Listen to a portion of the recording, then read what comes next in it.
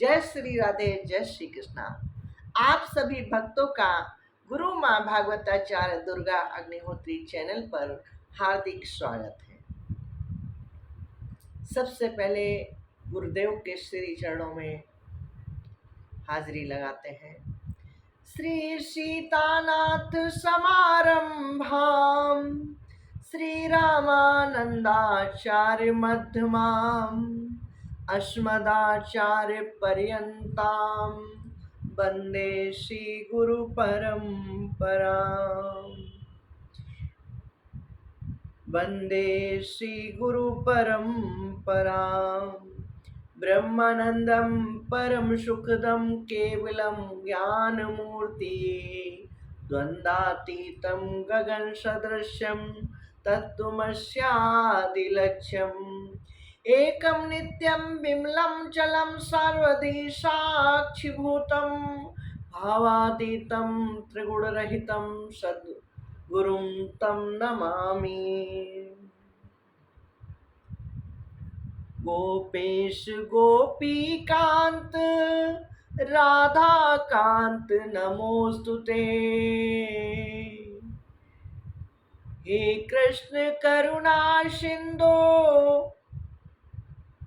देव देव जगतपते। गोपेश गोपीकांत राधा कांत नमोस्तुते। तप्त कांचन गौरांगी राधे वृंदावनेश्वरी वृषभानुसुते देवी प्रणमामि हरि प्रिये। जय श्री राधे, जय श्री कृष्णा। राधे राधे। 1 मिनट भजन सुनाएंगे, उसके बाद कथा शुरू करेंगे। लागी छूटे ना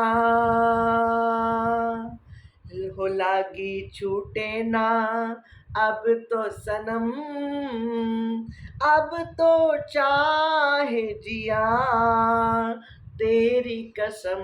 लागी छूटे ना अब तो सनम, अब तो चाहे जिया जिया तेरी कसम। लगन तुमसे लगा बैठे जो होगा देखा जाएगा। लगन तुमसे लगा बैठे जो होगा देखा जाएगा। तुम्हें अपना बना बैठे जो होगा देखा जाएगा। हो लागी छूटे ना, होए होए लागी छूटे ना अब तो सनम, चाहे जाए जिया तेरी कसम। हो लागी छूटे ना अब तो सनम, तुम्हें हम प्यार करते हैं, तुम्हें हम प्यार करते हैं, मगर दुनिया से डरते हैं, मगर दुनिया से डरते हैं।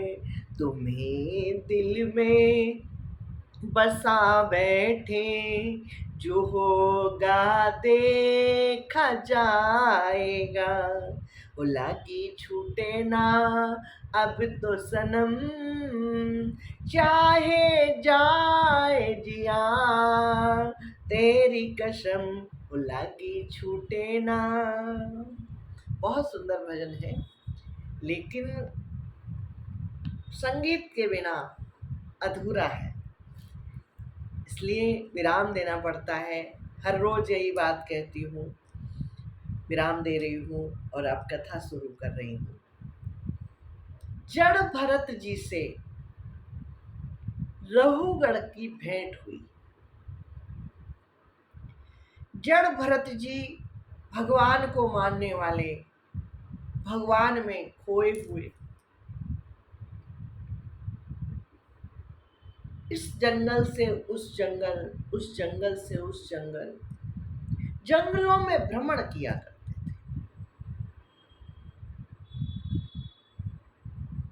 इनका संसार से कोई लेना देना नहीं था। दिन रात गोविंद के चरणों में ध्यान लगाए, कहाँ घूम रहे इनको खुद को पता नहीं होता था, किधर जा रहे इन्हें कोई होश ही नहीं था। श्री हरि के चरणों में ध्यान लगाए, गोविंद का नाम जपते हुए ये जब चलते थे ना, तो दो पग की जमीन को देखकर चलते थे। कुछ संत कहते हैं एक पग, कुछ कहते हैं दो पग, दो पग मान लेते हैं। दो पग की जमीन को देखकर चलते थे। इनको लगता था ऐसा ना हो मेरे पैर से कोई चींटी, कोई चींटा, कोई कीड़ा मेरे पैर के नीचे आ जाए और वो दब जाए, उसकी मृत्यु हो जाए। इस पाप से बचने के लिए, ऐसा ना हो मेरे से अनजाने में पाप हो जाए, इस पाप से बचने के लिए जड़ भरत जी दो पग जमीन को देख कर चलते थे। एक समय जा रहे थे, रहुगढ़ घूमने के लिए निकला। एक पालकी में बैठा कहार उसे ढो रहे थे, और उस बीच में क्या हुआ, एक कहार बीमार हो गया, उससे चला नहीं जा रहा था। तो रहुगढ़ ने अपने जो सेवादार थे, जो कहार थे, उनसे कहा ऐसा करो कोई मिल जाए तो उसको पालकी में लगा लो और इसको हटा दो। मिल गए भरत जी। भरत जी देखने में पागल गूंगे बहरे लगते थे, लेकिन बहुत ज्ञानी थे, ज्ञान का भंडार थे। देखने में एकदम से पागल गूंगे बहरे गरीब, इन्हें अपना होश ही नहीं था, क्या पहने हैं, तन पे क्या पहने हुए हैं, पैरों में कुछ है या नहीं, इन्हें होश ही नहीं था। लोग इनको गरीब समझकर, मजदूर समझकर बात करते थे। तो उन कहारों को ये मिल गए, पालकी को ले जा रहे थे, तो उन्होंने आवाज लगाई, सुनिए सुनिए इधर आइए। भरत जी आए तो उनसे कहा एक काम करो, इस पालकी में तुम मेरी मदद करो, हमारा ये कहार थोड़ा बीमार है, इससे चला नहीं जा रहा है, और आप मेरी मदद करो।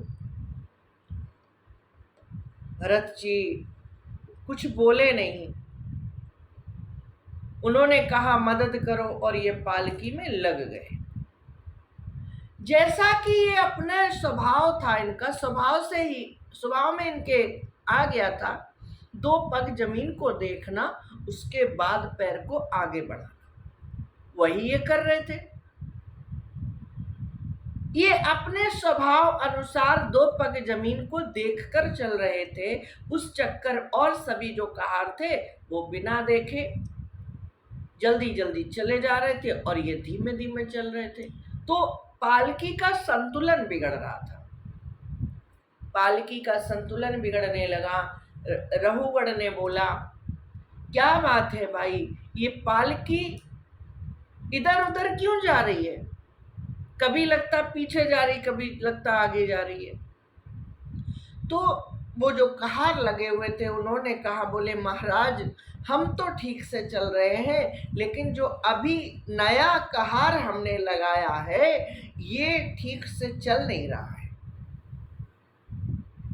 ये पता नहीं क्या कारण है, ये बहुत धीमे चल रहा है, हम अपनी गति से जैसे चलते उस तरह से चल रहे हैं और ये धीमे चल रहा है। तो रघुगढ़ ने कहा क्या बात है भाई, अन्न नहीं खाते हो क्या, थोड़ा तेज चलो, इन लोगों को देखो कैसे चल रहे, उसी तरह से चलो। लेकिन भरत जी अपने ध्यान में खोए हुए थे, उन्होंने सुना ही नहीं। वो अपने तरीके से ही चलते रहे। रहुगण ने फिर कहा, भाई देखो ठीक से चलो, नहीं तो अच्छा नहीं होगा। भरत जी को इससे कोई फर्क नहीं पड़ा। उन्होंने सोचा ऊपर वाला अच्छा करेगा तो अच्छा होगा, बुरा करेगा तो बुरा होगा। वो अपनी स्पीड से दो पग जमीन को देखते और चलते। रहुगण ने कहा, त्वं जीवन मृतो मां कदर्थी कृत भरत शासन मति चरसी प्रमत्तस्य चते करोमि चिकित्साम दंड पाणिर्युजनताया यथा। बहुत बड़ा श्लोक है। रहुगण ने कहा, अरे यह क्या है? क्या तू जीता ही मर गया? तू मेरा निरादर करके मेरी आज्ञा का उल्लंघन कर रहा है। मालूम होता है तू सर्वथा प्रमादी है। अरे जैसे दंडपाणी यमराज जन समुदाय को उसके अपराधों के लिए दंड देते हैं, उसी प्रकार मैं भी तेरा इलाज करता हूं। अब तेरे होश ठिकाने आएंगे। मैं जो कहता हूं तू मेरी बात का उल्लंघन कर रहा है, अतः मैं तेरे लिए दंड की व्यवस्था करता हूं। रहुगण कहता गया। भरत जी अपने स्पीड से चलते रहे। रहुगण ने एक जगह पर पालकी रोकी, कारों को कहा रुको, और वो नीचे उतरा। भरत जी से तरह तरह से उल्टा सीधा सुनाया जा रहा था। जड़ भरत जी ने कहा, राजन तुमने जो कुछ भी कहा है वह यथार्थ है, उसमें कोई उलाहना नहीं है। आप जो कह रहे हो बिल्कुल सत्य है। यदि भार नाम की कोई वस्तु है ना, तो वो ढोने वाले के लिए है। यदि कोई मार्ग है ना, तो वो चलने वाले के लिए है, आत्मा के लिए नहीं। ज्ञानी जन ऐसी बात नहीं करते। आप जो कह रहे हो वो है तो सत्य, लेकिन जो ज्ञानी जन है ना, आप राजा हो, मैं प्रजा हूं, आपने कहा मैंने नहीं सुन पाया, नहीं समझा, नहीं किया, आप सजा दोगे वो भी सही है, लेकिन जो भी आप करोगे वो इस शरीर के लिए करोगे। मैं इस शरीर से विचरण करता हूं, आत्मा से ईश्वर में मगन रहता हूं। ये शरीर से मैं संसार में भ्रमण करता हूं, पर आत्मा परमात्मा से जोड़कर चलता हूं। जो मैं ढो रहा था वो शरीर से ढो रहा था, जो मैं चल रहा था वो शरीर से चल रहा था, आत्मा से नहीं। और जो कुछ भी आप करोगे, जो भी सजा दोगे, जो भी दंड का विधान करोगे, वो सब कुछ शरीर के लिए करोगे, आत्मा से उसका कोई भी लेना देना नहीं। जो करना है करो, आप स्वतंत्र हो, आप राजा हो, कुछ भी कर सकते हो। हम तो प्रजा हैं। तरह तरह से बातें की। भरत जी ने रहुगण को तत्व का उपदेश किया। यहाँ पर बहुत बड़ा तत्व का उपदेश किया है। भागवत जी को अगर हम पढ़ते हैं तो उसमें 1 घंटा लग जाता है, इसलिए शॉर्टकट में मैंने आपको समझाया, आपको बताने का प्रयास किया। रहुगण का ने प्रश्न किया, बहुत सारे प्रश्न किए भरत जी से। रहुगण समझ गए ये कोई बहुत बड़ा ज्ञानी है, ये कोई बहुत बड़ा ज्ञानी है, ऐसा तो नहीं मैं जिनसे मिलने जा रहा हूं वही हो, इस रूप में आ गए हो।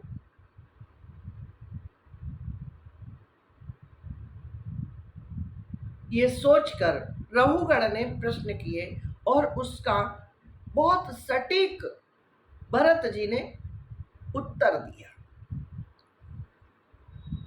रहुगण ने बहुत सारी समस्याओं के को लेकर प्रश्न किए, बहुत सारे तत्व को लेकर प्रश्न किए।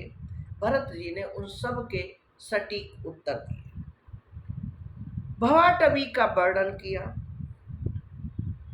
भरत जी ने भवाटवी का वर्णन किया। रहुगण का जो संशय था वो नाश हो गया। रहुगण ने कहा, आपके चरणों का सेवन करने से जिनके सारे पाप ताप नष्ट हो गए हैं, उन महापुरुषों को भगवान की विशुद्ध भक्ति प्राप्त होना कोई विचित्र बात नहीं है। न हयद्भूतम त्वच चरणाब्जरेणुभि। रहुगण ने कहा, आपके चरण कमलों का सेवन करने से जिनके सारे पाप ताप नष्ट हो गए हैं, उन महानुभावों को भगवान की विशुद्ध भक्ति प्राप्त होना कोई विचित्र बात नहीं है। मेरा तो आपसे 2 घड़ी के संग से, समागम से, सत्संग से सारा कुतर्क मूलक नष्ट हो गया। मैं आपसे मिलकर धन्य हुआ। मेरे जो पाप थे ताप थे, आपसे मिलकर आपके चरणों के पास बैठकर।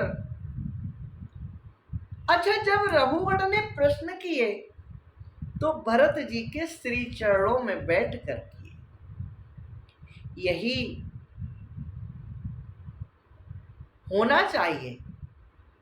जब हम किसी से कुछ पाना चाहते हैं, किसी से आशीर्वाद चाहिए, किसी से ज्ञान चाहिए, किसी से कुछ भी चाहिए, तो छोटा बन के जाना चाहिए। जब हम छोटे बनकर जाते हैं तो हमें, अगर किसी का मन इतना देने का हो तो वो इतना दे देता है, और जब हम सर से बैठकर करते हैं, जैसा कि महाभारत के समय, महाभारत से पहले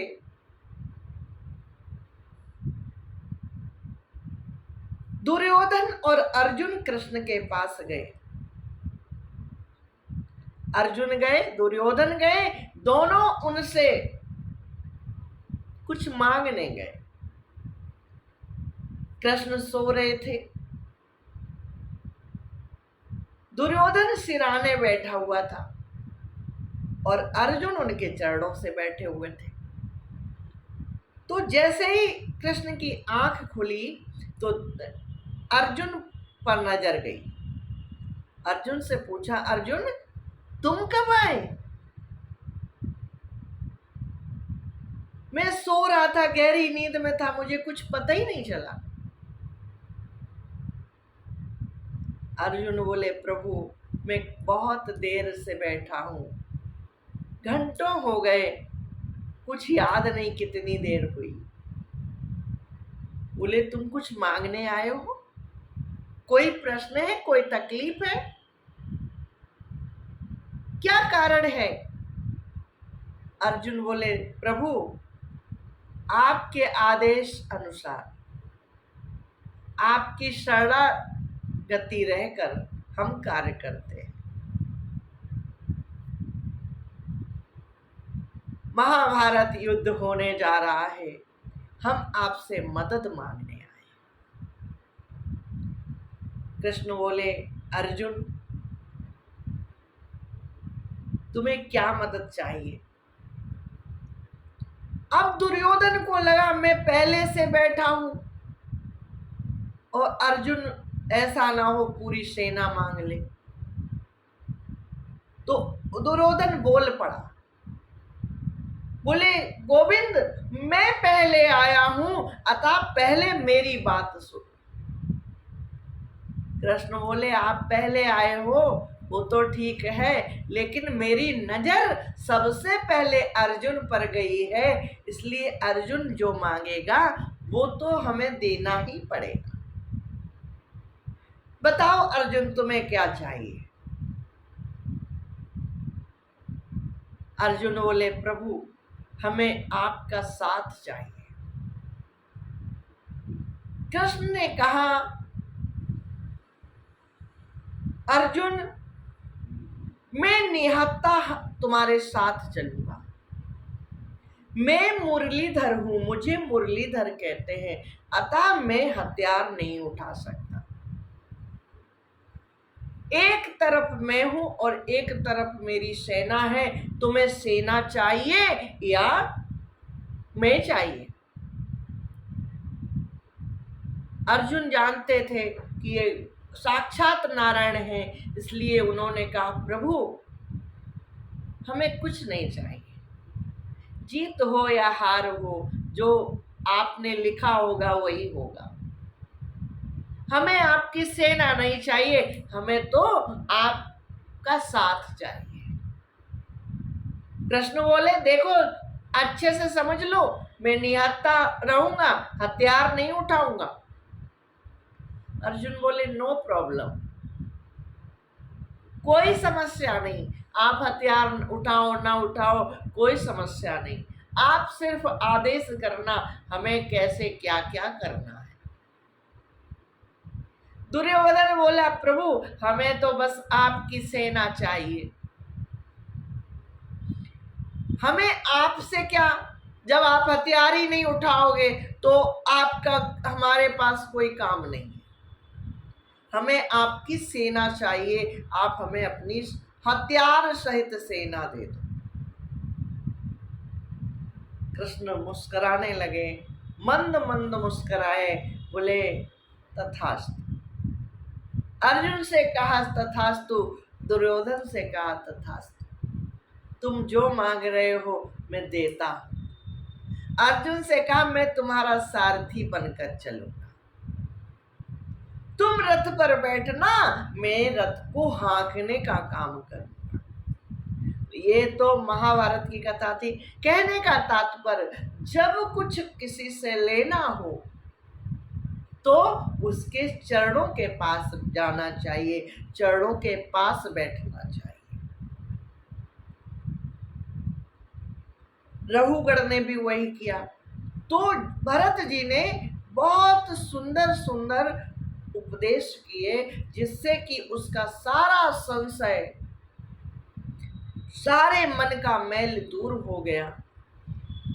वो कहीं किसी गुरु के पास जा रहा था, उसने प्रश्न किया, बोले प्रभु मैं गुरुदेव के पास जा रहा था, कहीं आप हमारे वो गुरुदेव तो नहीं है?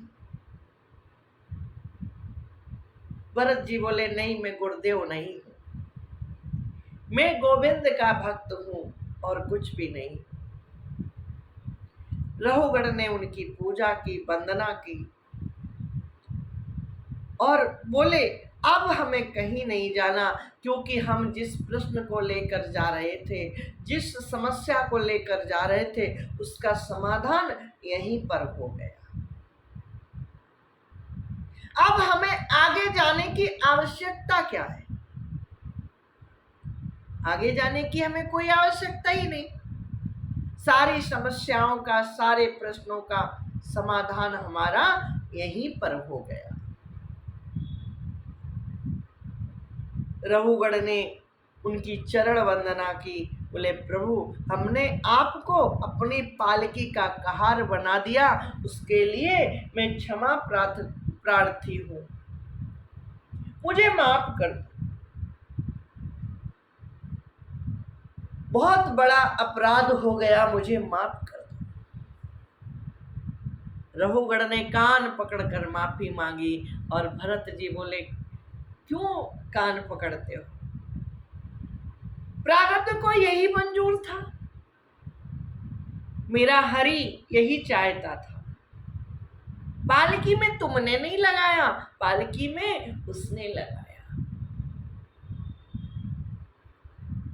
शायद हमारे तुम्हारे बीच ये संवाद होना था, भवाटवी का वर्णन होना था, तत्व का उपदेश होना था, इसलिए हमें इस बहाने से मिलाया गया।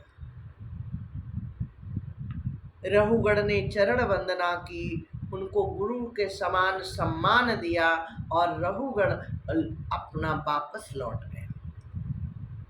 भरत जी जहां जा रहे थे वहां चले गए। इस तरह से भरत जी का जीवन रहा। और इन्हीं भरत के कारण जो अजनाब वर्ष था, हमारे भारत का नाम पहले अजनाब वर्ष था, इसका नाम भरत पड़ा। भरत जी के ये 3 अवतार हुए और तीनों में इनकी अटूट गोविंद के प्रति भक्ति रही, प्रेम रहा और बहुत गहरा ज्ञान रहा। उनसे प्रभावित होकर, इन सब चीजों से, इन बातों से प्रभावित होकर लोगों ने अजनाब वर्ष को भारत वर्ष बना दिया। भारत वर्ष था, उसको भारत कर दिया। तो ये था रहुगढ़ का प्रश्न और भरत जी का उत्तर।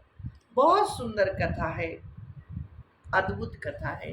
वीडियो पसंद आई हो तो लाइक, कमेंट, शेयर अवश्य कीजिएगा। और कल हम आपको नरकों की गतियों का वर्णन सुनाएंगे। 27 प्रकार के नरक हैं, उनका वर्णन किया गया। और हम जो दिन रात कर्म करते हैं, हम जो जीवन जीते हैं, हमें ये पता ही नहीं होता कि हम पाप कर रहे हैं। हम दिन भर पाप करते, दिन भर पाप करते, दिन भर पाप करते और हमको पता ही नहीं होता कि हम पाप कर रहे हैं। उन पापों से अनजान होते हैं क्योंकि हमें लगता है जीवन में कहीं कुछ नहीं है। आज की जो जनरेशन है, आज की जो न्यू जनरेशन है, उसमें 50% नास्तिक हो गए और वो दिन रात पाप करते हैं।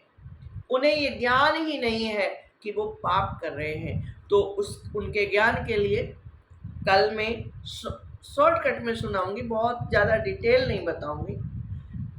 अगर आप लोग कहेंगे कमेंट करके तो फिर डिटेल बताने का प्रयास करूंगी, क्योंकि नरकों का वर्णन जो है ना, वो आप कितने भी बार पढ़ लो।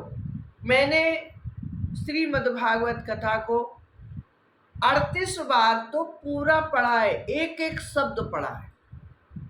और उसके अलावा जो मैं ये वीडियो बनाती हूँ, इसको 4 बार पढ़ा है। वीडियो बनाती हूँ जो, इसमें 4 बार भागवत कथा पूरा किया है। ये तो नया चैनल है, इससे पहले एक पुराना चैनल था, वो किसी कारणवश हमें डिलीट करना पड़ा। उस पे हमने 4 बार कथा की, लेकिन पूरा कंठस्थ नहीं हुआ क्योंकि बहुत लंबा है इसका। अगर आप लोग कमेंट करके कहोगे तो फिर देख देख के थोड़ा बताना पड़ेगा, लेकिन मैं डिटेल आपको बता दूंगी। 27 प्रकार के नरकों की गति का वर्णन है, तो कल मैं ये सुनाऊंगी। वीडियो पसंद आए तो लाइक, कमेंट, शेयर अवश्य कीजिएगा।